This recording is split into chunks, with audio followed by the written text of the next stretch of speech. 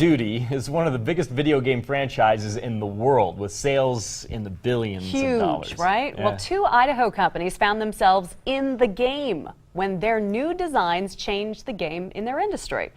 Jay Bates shows us how they landed in living rooms everywhere.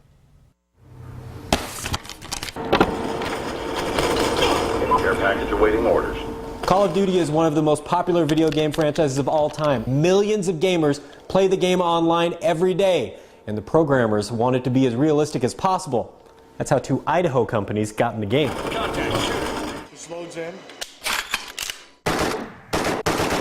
Woo! It draws a lot of attention to our websites, it draws a lot of attention to our Facebook page, because you have kids who are telling their parents about the gun, and typically dads, when they see it, are pretty interested in it, so we get a lot of positive reaction from that. SRM Arms in Meridian didn't start out making the coolest shotgun.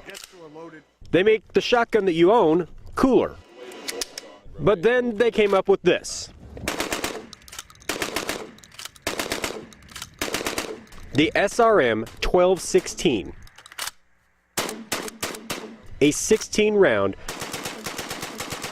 12-gauge shotgun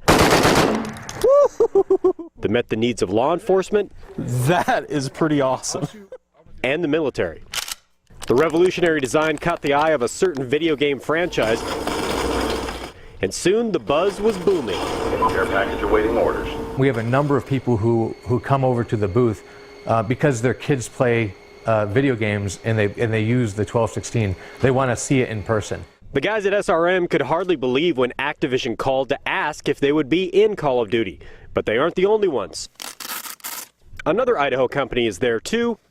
It's just harder to see, by design.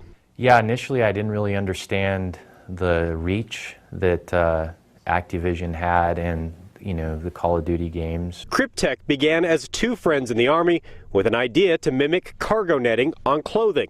Their idea exploded in popularity, nearly landing them a huge government contract and giving them the credibility to go from the backcountry to the battlefield. When I first got the call from Activision, my answer back was, no, we're not going to do that. I'd rather have my kids out playing and so on. But it didn't take long from a business perspective to figure out that it was a huge marketing opportunity. Since 2010, Call of Duty has boasted more than 125 million players. That equals the population of the top 300 cities in the United States combined.